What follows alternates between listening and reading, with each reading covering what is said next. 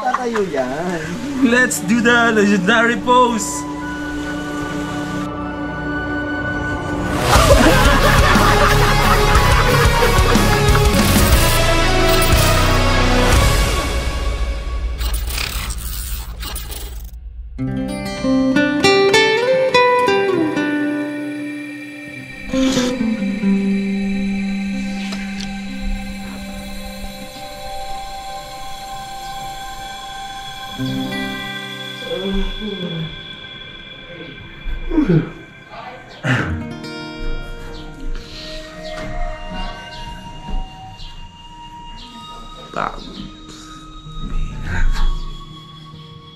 Nakatulog akong hindi nag-good night sa anak ko, kay Prisha.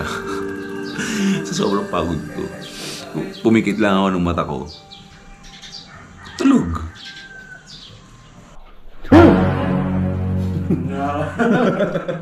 Ayaw mo matay eh. Lumabas ka. Bata, lumabas ka. Mga praning. Ako yun, si Muno. Parang may nakita akong naglalakad. Good morning, ma'am. First time kong matulog sa isang hotel na mas matanda pa sa akin. Grabe. Hindi ko alam kung normal na siguro maramdaman yung ganun klaseng hotel. Promise, gawa sa Mayorbless.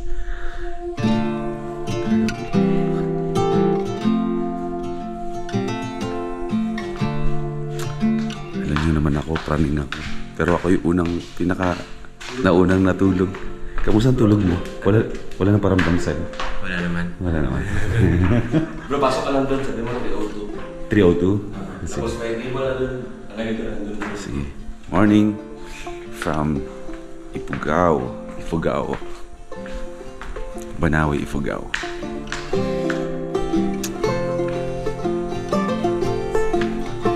Mas ma-appreciate mo yung lugar kapag araw, hindi sa gabi. Good morning po. Dumating kami kagabi, siguro mga mag-alas 11 yata. Hirap na hirap kami maghanap ng pwede naming tulugan. Pinuntahan namin yung lugar na kung saan dati, doon kami nag-check-in nila Norris dyan. Hindi na siya nag-ooperate. Medyo mas maluwag-luwag sana yun. Pero okay din to. Ganda ng hotel na natuluyan namin. Banawe Hotel. Medyo may kalumaan na siya kasi sabi nga nung nasa front desk 1970s pa daw na itayo itong Banawe Hotel na to. So medyo matanda na siya. Hindi pa tayo nag-exist sa mundo. Andito na itong hotel na to.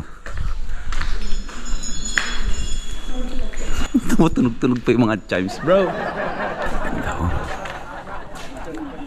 Bro, baka gusto mo ng souvenir? No. Dalawa mo na to. Diyos ko, saan ko nalagay yan, bro? So, tali mo sa motor.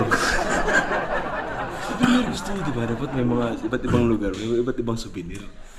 Bigat yan. Kahit ito na lang, bro. Ito. Pwede na to, bro. Pwede na, Lagyan no? mo sa shop, sa PM.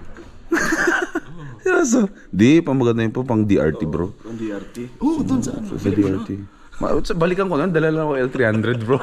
Nakakamagakot. Huwag nang nakamoto. Ayan, mamaya bibili tayo. Dagdagan natin yung mga collection natin. At ito, ano to? Next time, pupunta natin dito.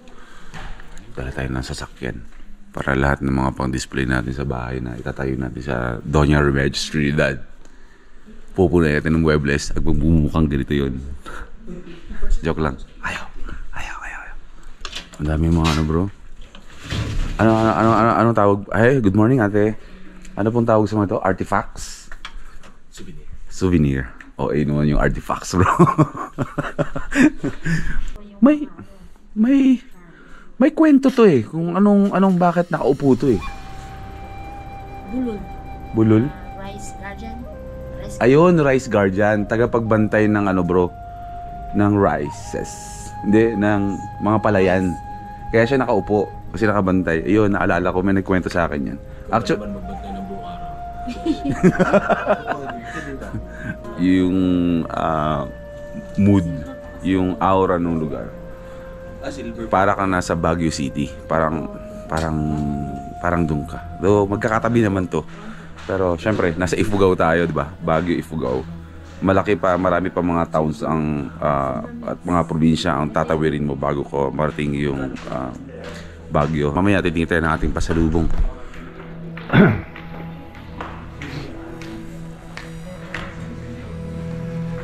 Ay, sorry po, nagulat ako.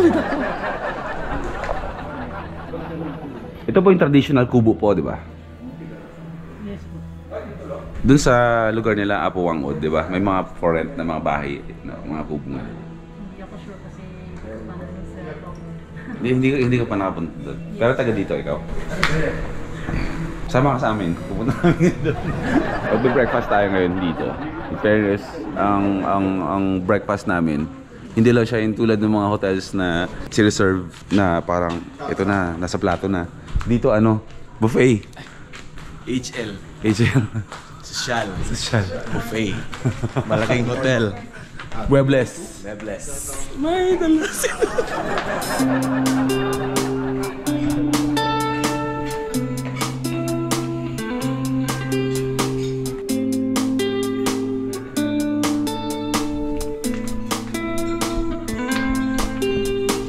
Sorry sa tanda ko to. First time kong gagawin to. Yung mag-toast ng tinapay dito. Sa oven toaster. Pwede sila gamitin to? Awan. mag-oven. Oh, sige, ikaw na. Self-service eh.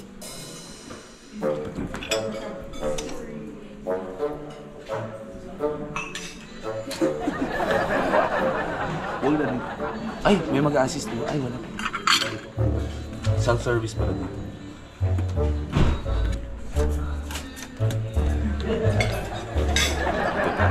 Pipitik naman yan kapag luto na. Ay, hintayin mo yan. Wala sa bundok na yan. Ay, nasa bundok nga pala tayo. Wala pala sa patag yan. Wala sa patag. Stop toaster.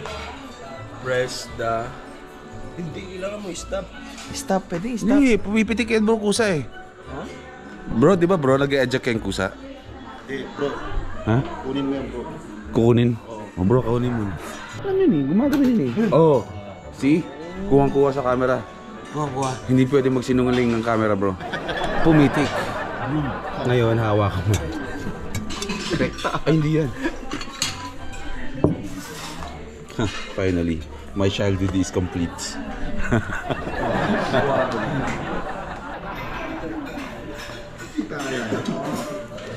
Kung hindi ako nagkakamali, sabi ng tatay ko, dito siya nagtatrabaho nung binata siya. Minero ang tatay ko dati. Ang alam ko, dito rin sa lugar na to, siya nadaganan ng bato. Nung nagbimina siya. Hindi ko sure.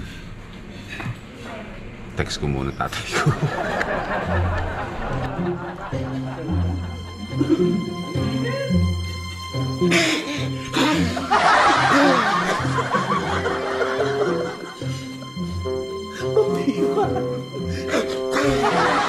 Long table.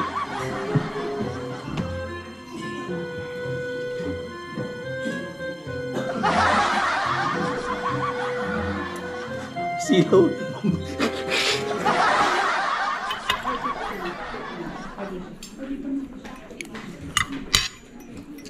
Ang alam ko bro, ang mga locals dito, igorot din ang tawag. Tapos meron pala tandaan na nalalaman mo yung mga igorot, kung igorot sila.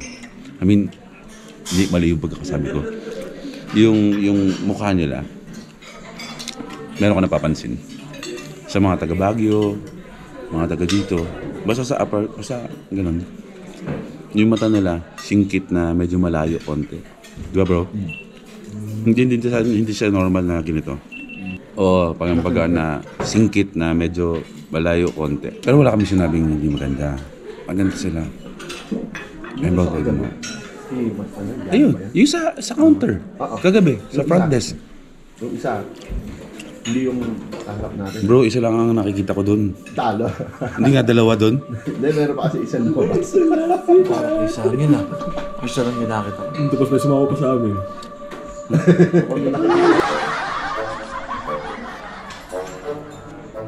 Banana. Banana yan. Banana.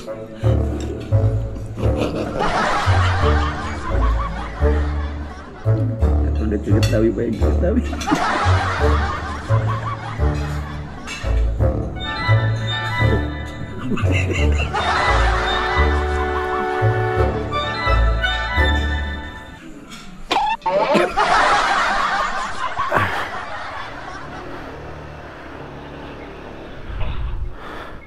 Mula dito sa Banawe Hotel, dito sa Banawe, Ifugao, binabati ko kayo ng magandang umaga. Isang mapayapa, isang solve na pahinga, masarap na tulog, malamig na panahon ang na-experience natin dito magdamag.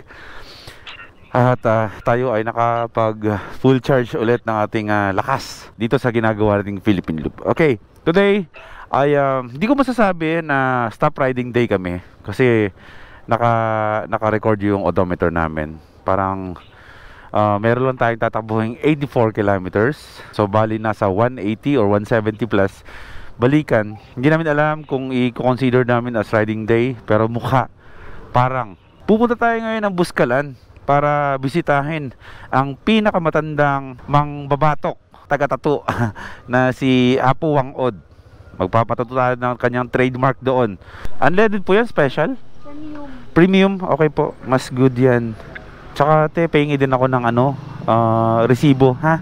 Tayo yung resibo ninyo may nakalagay na address na, ayun, sige. Wag na, okay lang, basta name lang. Mahalaga lang dyan yung address dito. Aray ko. O, dito tayo sa kaliwa. Municipal Tourism Center. Ayan, babaybayin natin ulit itong lugar na to. Sana pagdating natin ng village ni Apo Wangod, nasa mood siya para magtattoo. Kasi hindi daw talaga nagtatattoo yun kapag wala sa mood wag naman tayo magantay ng ilang araw doon para sa mood niya. Okay na, kung hindi naman siya makapagtattoo at wala sa mood, baka pwede magpa-picture sa kanya, okay na yan. Tingnan natin. Kakaiba yung mga dito, no? Mga restaurant talagang may muebles, ganun. Tapos yung may mga ribu-ribulto, yung nagbabantay ng rice fields. Sarap ng klima. Solid din yung kape, yung pinagkainan namin kanina ng breakfast sa hotel. Sumisipa yung kape. Sarap. Pero mamaya along the way, kung may makita pa tayo ibang kapihan, magkakape pa ulit tayo. Unlimited coffee for your boy first time. Pag sinabi boy first time, unlimited kape yan. Hindi po pwedeng isa, dalawa, tatlo lang sa isang araw. Kulang na nga lang iswero sa akin yung kape. Pero huwag kayong magalala, umiinom ako ng tubig. Malakas na talaga ako sa kape. At sa mga nag-iisip dyan na hindi maganda ang kape sa katawan, native coffee or mga brewed coffee is good for the heart. Huwag kayong mag-alala. Yung mga 3-in-1, yun ang medyo hindi maganda sa katawan. Pero yung mga Kalinga coffee or galing sa mga farm talaga, yun ang healthy sa katawan. Welcome viewpoint. Ayan, medyo nasisilip na natin konti. Anong hinuuli niya? Anong kinukuha niya? Tay, ano po yan? Panganga? Asa nga? Kinukuha lang pala. Hello po. Yan, itong rice terraces na to, parte lang to, maliit na parte pa lang yan. Meron talagang sobrang laking rice terraces tayong madadaanan. Sadly, hindi natin yan tutumbukin ngayon. Dadaanan lang natin, pero hindi tayo makakatawid kasi talagang pahirapan para ma-enjoy natin yung lugar na yon. In time, babalik tayo dito na kapag nag-explore na tayo ng mga lugar, iba't ibang lugar dito sa Pilipinas, no? Patikim pa lang yan.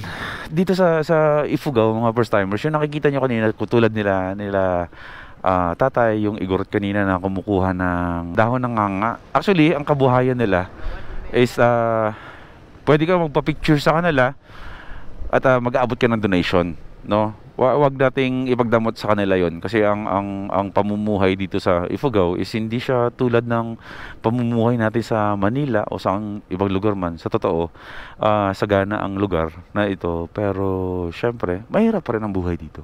Kumbaga isa yan sa mga klase ng paraan ng pagkita nila ng buhay para makasurvive sa araw-araw. Pabigay tayo ng 10 pesos, 20 pesos, kung galante ka, 50 or 100, why not? Diba? Nakatulong ka naman. Huwag nyo lang ipapakita sa camera ang binibigyan, no? Gawin nyo na lang off-cam. Kung hindi ako magkakamali, dadaan tayo doon? Oh my God. Grabe. Dadaan tayo doon, bro. Let's go. May pinaka main viewpoint pa pala dito. Wait lang. Nagpapalipad ka bro ng drone? Mas maganda pala yung view dito. Oh my God, no? Sobrang relaxing. Abot tanaw na natin yung lugar kung saan tayo natulog kagabi. Yung mga parang mga building na yan. Yan yung mismong proper town nitong Banawe, Ifugao. Nagsiserve po kayo ng coffee. Lahat ng hihinto natin, tinikman natin yung kape. Para wala naman lahat ng klase ng kape dito. Pwede dalawa. Di ba pwedeng dalawang refill ng tubig, no? Hindi. Yes po. May extra pa naman po doon. Na isang May press extra po. pa. Oo, diba? Medyo na mo problema ako kay Spike. Sobrang bagal lang hatak niya. Ang hina niya talaga sobra. Hindi ko lang alam kung dahil paahon itong dinadaanan natin, pero mabagal siya na paakyat na biglang bumibilis din. May something na siguro may problema na tong, may dinadamdam na tong si Spike eh. Pa-check natin kapag bumaba tayo sa mga bayan na. Kung kaya, magpapalit ako ng flyball, magpapalit ako ng medyo mas magaan. Pero kakayanin natin to hanggang Abuskalan. Kahit pa usod-usod lang tayo. Grabe, nakikita dito yung mga dadaanan natin. Huwag ka lang bibigay, Spike, ha? At wala tayong pwedeng pagpaayusan sa'yo dito. Di ba nang uusad-usad ka? Basta wag ka lang titirik. Busay. Busay means falls. Ano yan? Salitang Bisaya, Busay. Connecting with the nature. Sarap. Grabe. Yung buong biyahe natin, Visayas to Mindanao, more on ano tayo, di ba? Dagat. Mga ganyan. Pero pagdating dito sa Luzon, ito, mga ganito ang makikita nyo mga view. More on kabundukan talaga. Oh, ganda oh. Free motor wash kung gusto niyo huminto, kung gusto niyo linisan yung mga motor ninyo. Let's go. Ito ulit. Oh, isa pa. Ito pa. Wow. Busay ulit. Ah, ganda. Oh.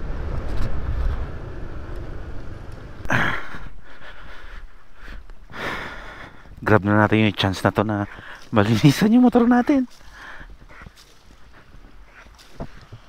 Nausok-usok ka pa. Oh. Repolyo. Dadalhin sa bayan, ibababa sa Maynila at sa mga iba't ibang lalawigan. Umaakit tayo lalo. Doon na tayo nang gagaling kanina. Doon na tayo galing kanina sa baba. Dito oh. Ay hindi, makita mamaya. Pakita ko sa inyo. Ang ano natin ngayon, paakit na tayo ng paakit ng bundok.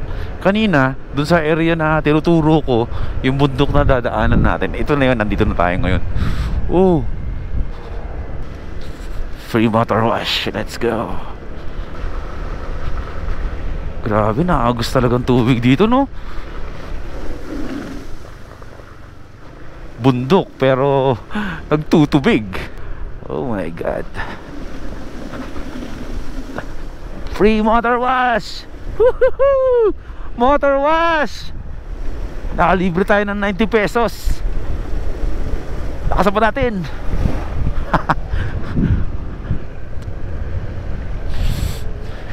Hindi ko ma-imagine na nasa tuktok na tayo ng bundok, pero may lumalabas na tubig sa kanya, no? Tapos yung tubig na umaagos dito, sobrang linis talaga. Ang lamig. Hindi na ako nagsapatos kasi mamaya putik-putik na tayo eh. Agos to the max. May falls pa dun, no? Ingat lang at malumot.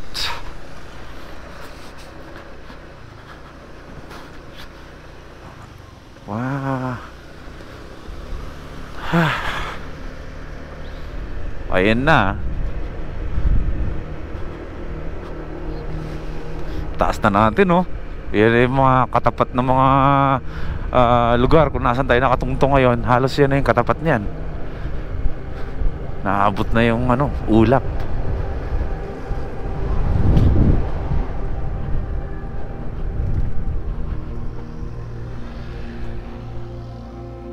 Doon tayo galing.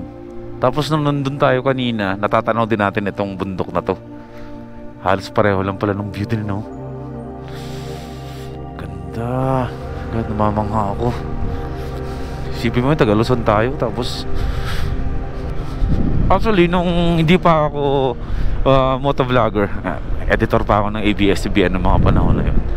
Siyempre, the more na siyempre sa ABS gumagawa ka ng mga TV shows, di ba? Parang kahit na nakakulong ko sa loob ng editing room, parang naiikot ko yung Pilipinas. Especially kapag may mga shows ako na Pilipinas Got Talent, The Voice Philippines, mga ganyan. Kasi di ba, all over the Philippines nagkakaroon ng audition. Iba't ibang mga lugar sa Pilipinas sumasali sa ganong klaseng mga contest. So, nagkakaroon sila ng parang short VTR kung tawagin. Ito yung video na ini-air sa TV about sa buhay nila, about sa lugar na kung saan sila galing. So nagkakaroon ako ng idea sa mga lugar-lugar dito sa Pilipinas, pero wala pa talaga yung interest na gusto kong mapuntahan itong lugar na to, gusto kong maikot ang Pilipinas. Wala sa hinagap ko na mauuwi ako sa ganitong klaseng lifestyle. Isipin mo, no, ganun pala talaga. Hindi ikaw yung gagawa ng sarili mong landas, no?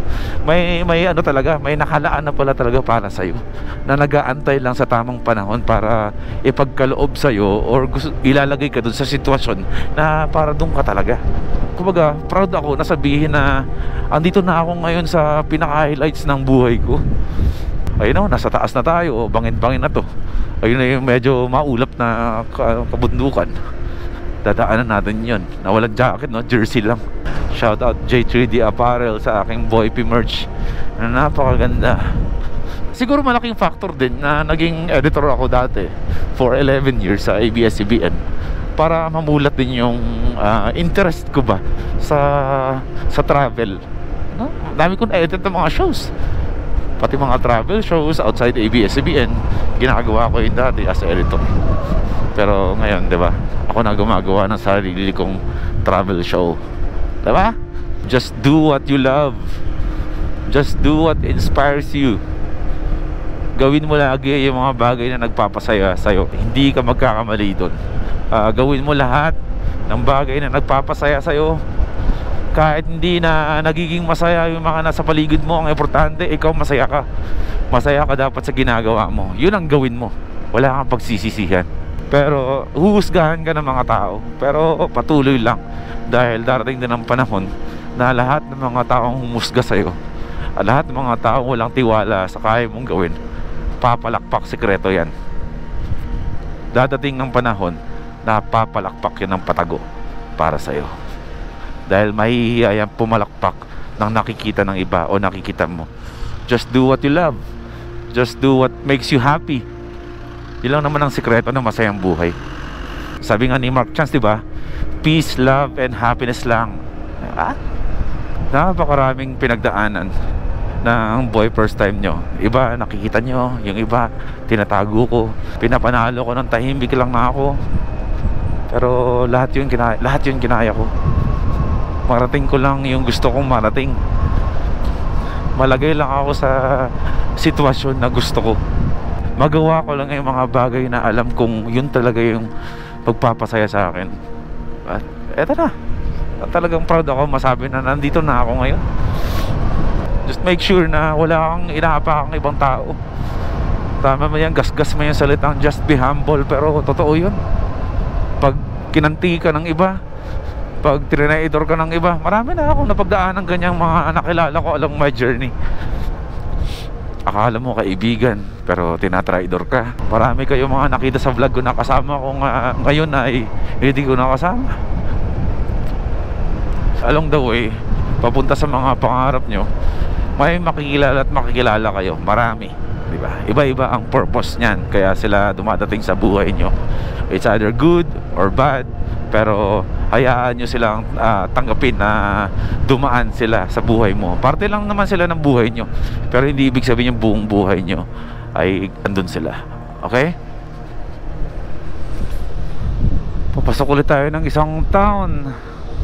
Alamin natin kung anong town to. Laki.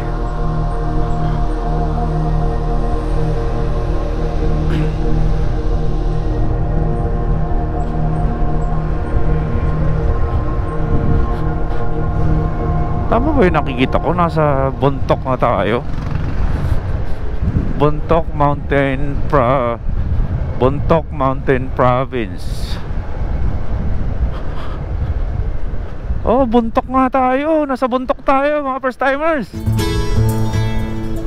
Oh, nasa Bontoc tayo, no? Bontoc Mountain Province. Grabe, welcome to Bontoc. First time natin to dito. Sa wakas, Bontoc. Narating din kita.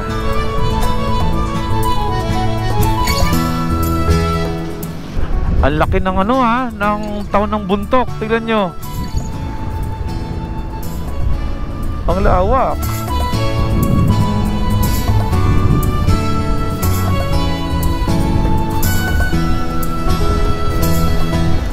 Sagada 24 kilometers, Tinglayan 47, Tabuk City 124, Sagada 18. Ayun, 18 kilometers ng Sagada. Pero hindi pa yun yung kaila Apo Wangod, ha. Yung kay Apo Wangod, yung village mismo. Sagada lang 18 kilometers. Pero yung lugar ni Apo Wangod, more than 40 kilometers pa. More than isang oras pa natin, higit isang oras pa natin mararating yun. Kasi ganito lang yung takbuhan natin. Falling rocks.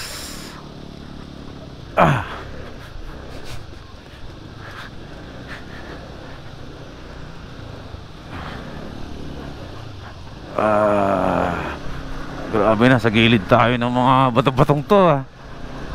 Ay, Diyos ko, bangin. Oh my God.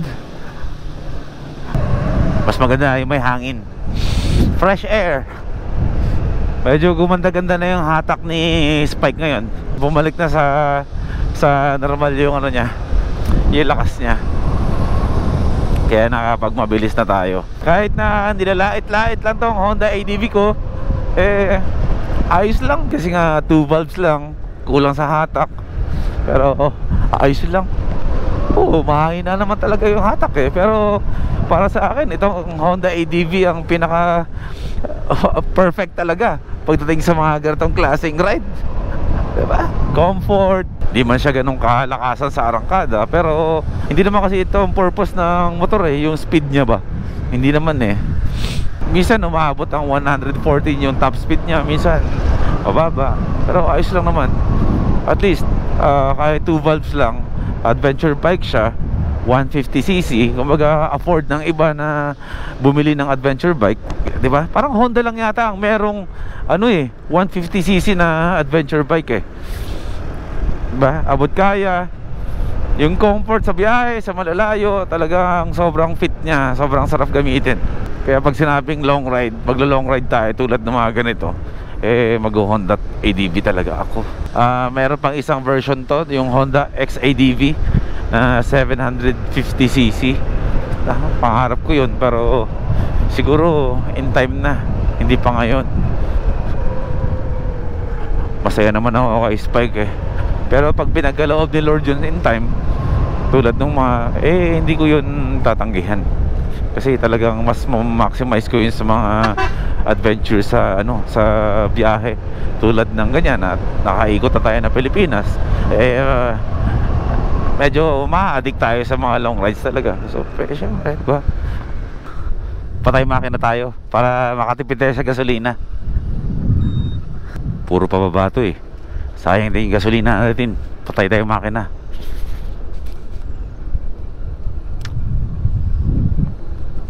Ang lalim na, ang taas natin, Diyos ko.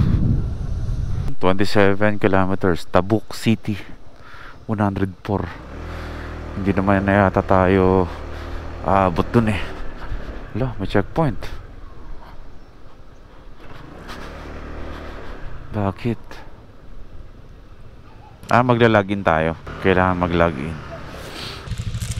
15 kilometers bago natin marating yung entry ng village ni Apuangod. May madadaanan tayo na police station. Kailangan lang natin mag-login ng plate number natin, pangalan natin, kung saan tayo nanggaling, kung anong pupunta natin dito. Ayun nga, Buskalan, date, gano'n lang kasi wala nang hinihingi ng mga requirements na vaccination. Open na, maglalagin lang tayo. 15 kilometers mula dito, mararating na natin yung area kung saan natin iiwan natin yung mga motor natin at lalakarin na natin yung papuntang village ni Apuangod. Bawal tumanggap ng kahit ano mula doon.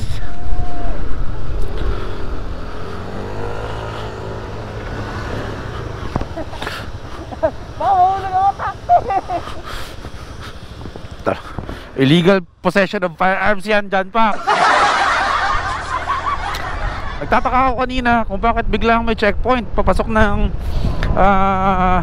area na to.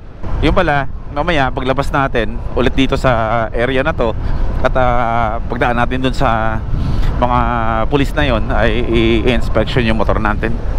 I-check kung meron bang ano, kasi basta alam niyo na mga pinagbabawal na mga dahon-dahon dyan. Alam niyo na, kabundukan to. Maraming mga ligaw-ligaw na mga halamang ano dito halamang limang daliri. Syempre for protection lang din natin, papacheck natin yung motor natin mamaya. Tsaka hindi naman natin kailangan yung ganun. Huwag mong subukan. Yun na kaya yung village?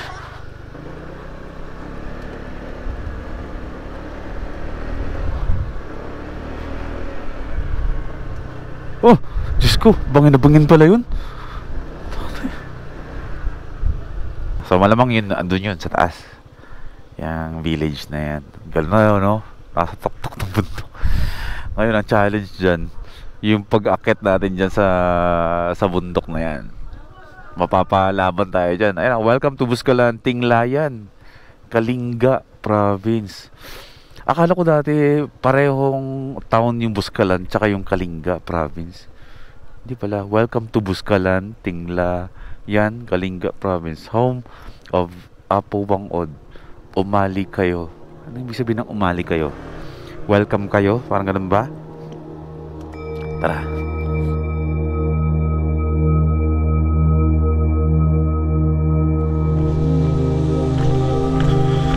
Grabe. Siguro mga nasa 20 minutes or 30 minutes nating lalakarin to. Matawid lang natin, maakit lang natin, no? Kung dito lang naman at kung pwede tawirin, kung may harness lang dyan mula dito hanggang dun, walang 5 minutes. Anong tayo pero hindi.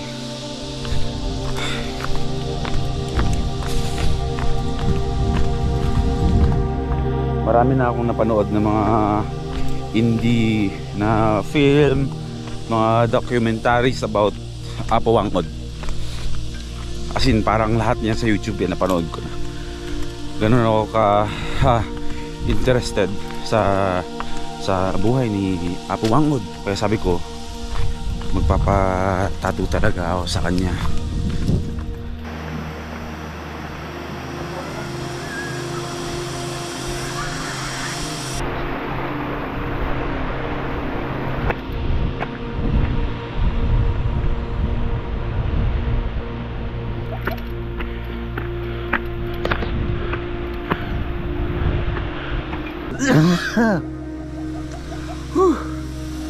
Kaya puminga. Lalim. Doon tayo nang galing. Taas.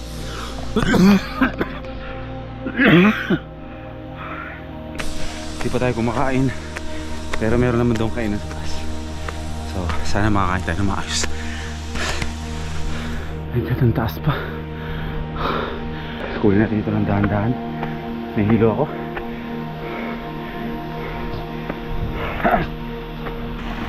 Basta pa pa.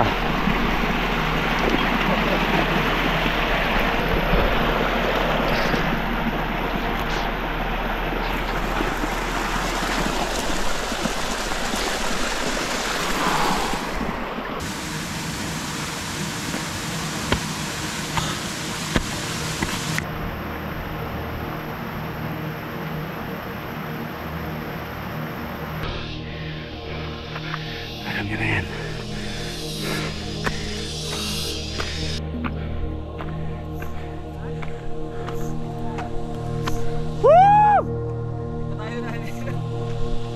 May 30 minutes na ba tayo naglalakad? Nag-aakyat? Di pa, no? 2:11 na bro. Ha? 2:11 na. Anong oras tayo nanggaling doon? 1 ano yata? 1:18. Talaga? Oo. Kala ko nga mabilis lang tayo eh. Ito na po yung kaya po wangod. Ate! Ito na? Taas pa? May mainom dyan? Ayun.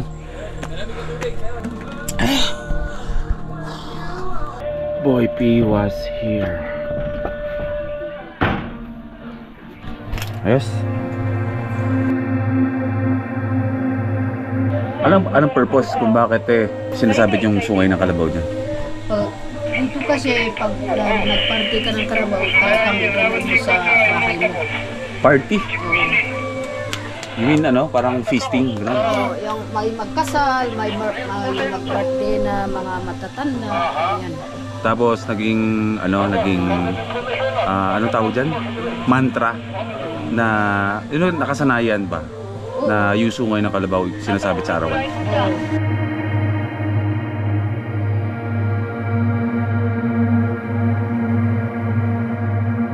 Ito yung mga design na tinatattoo ni Apo Wangod. So, yung mga nakikita ko sa mga kaibigan ko. Ito, nakikita na ako ng ganyan. Pang tattoo? So bali ito yung bro yung babaon sa ano balat mo? Oo.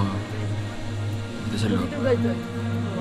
Dahon tinik ng pomelo. Pomelo.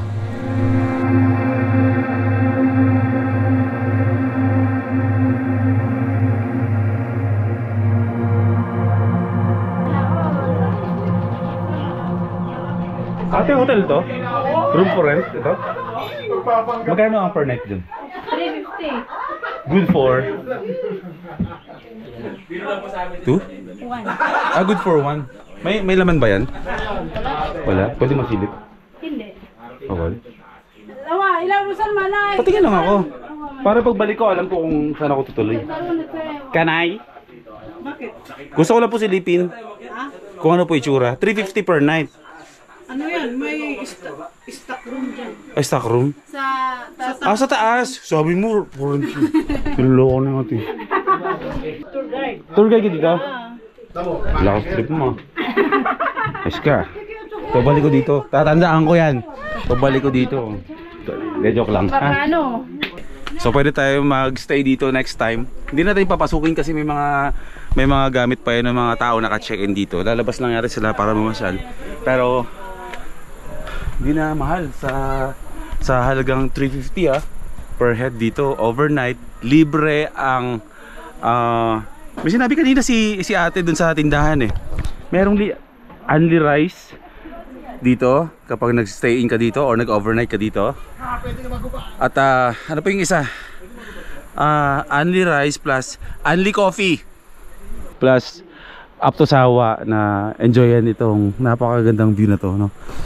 Kung di ako nagkakamali kapag madaling araw, punong-puno ng hamog itong lugar.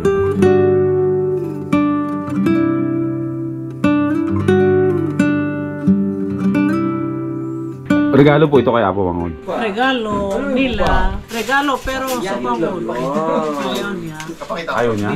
Binayad nila sa akin ng sa post. Bakit ayaw niya Apo Wangod?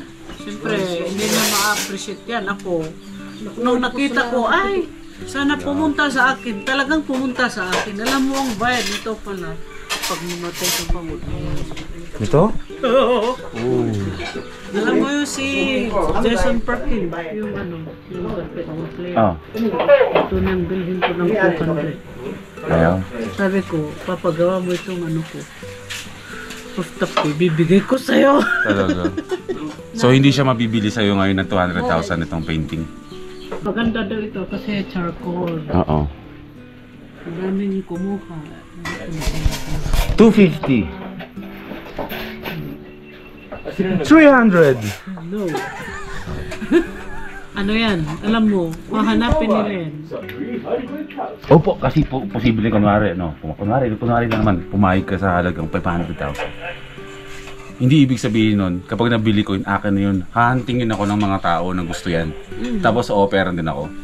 Offeran ka, kasi nasa iyo yan. 5 million? Magkaiba, syempre magkaiba ang Benguet sa Mountain Province, no? Mas malaki ang Mountain Province kaysa sa Benguet. Nakita ko pula sa mapa eh. Sa mapa lang naman ako. So ano po yun? Bot-bot, ano, dialect, gano'n? Oo. Bot-bot dialect. Nay, okay na po to. Okay. Ito po, upo po ako. Oh, sige, sige po. Maraming salamat po. Nay! Ang taas ah!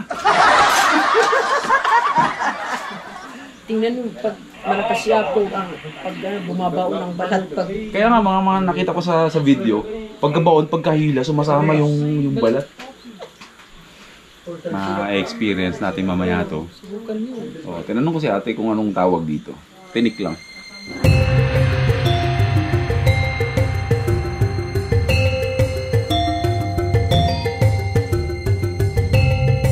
Habang tinatatuan yung iba, tinititigan ko yung mukha ni Apo Wangkot. Maganda siyang babae, no? Ito lang, titigan nyo kahit 105 years old na siya. Maganda siya. Lumalabas pa rin sa aura ng pagkatao niya yung ganda niya. Parang imagine niyo kung nung time na bata pa siya, mga 15 years old.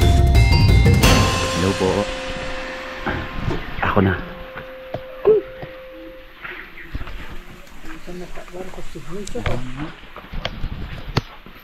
Pwede po dito. Pwede yun, oh. Siguro. Tunay? Hindi. Kilay para mataray. Tanggalin ko na ito.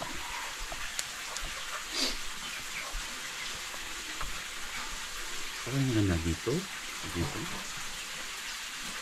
itahin ka na, wen pa ugat. May ugat. Oo. Dito. Pwede? Pareho tayo. Meron ko po dyan. 3 dots. Ang ibig sabihin ng 3 dots, ano yung nakalagay, oh? 3 sila yung mambabatok dito. Oh my God, let's do this. Ow! Shit. Balik ko nga.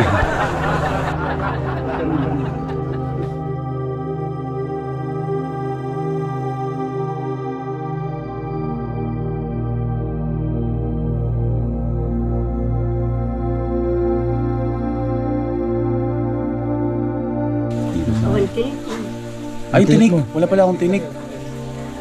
O, tayo mo na akin. Eto na lang po muna.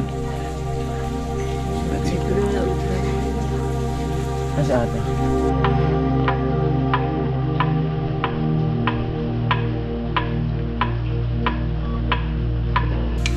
Ano, pakaramdam? Masakit siya. Kasi sa buto banda ko eh.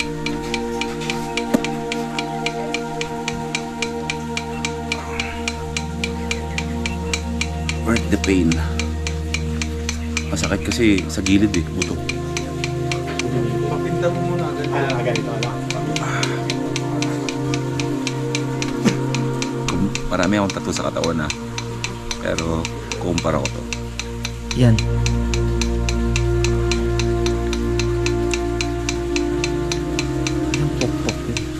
Siyempre sa area kasi na ano bro, yung buto tapos balat lang manipis eh. Dito matama sa buto mo. Pero okay lang yun. Grabe, sumasama mo yun pa na. Sumasama talaga, bro. Umaangat. Ito ang sakit na gusto ko. Pinagpapisa ng ilong ko. Dugo pasama eh. Dumudugo. Ayan. Sila sa dito. Tatabarin ako sa Okay na po? Yun yan. Yay! Siguro abutin ng mga 1 linggo para gumaling at nag-flat to. So far, sa dami ng tattoo ko sa katawan, ito ang pinaka memorable, pinaka malupit na tattoo na meron ako. pinakamasakit na ginawang tattoo sa akin. Pero worth the pain. Ito. Habang buhay ko nang dadalhin. Okay, dito ko natatapusin ang episode natin. Dito sa village ni Apo Wangod. Maraming salamat sa pagsama. At bukas, tuloy tayo sa ating biyahe. Papunta naman tayo ng Tinok. Highest mountain dito sa Luzon. Pangalawa, sa mandatory checkpoint natin ng Philippine Blue. Good night. Papapicture pa ako isa pa. Nakahawak sa patotoy. Sabi ni Awang kanina. Sinasabi niya kanina. Hindi ko maintindihan nung nagpapapicture ako sa kanya. Pero sabi niya, laki utin daw. Papawag na, papawag. Kapicture na important na rugara. Are. Magtatanggal ka talaga? Hindi. Let's do this! Let's go! Diyan. Mahal ko. Picture mo rin ako. Hawak ko naman ito lagi. Ano ba? Nahiya po ako eh. Upo ako. Tapos, Hawakan niya pag nakupo ka. Malay mo.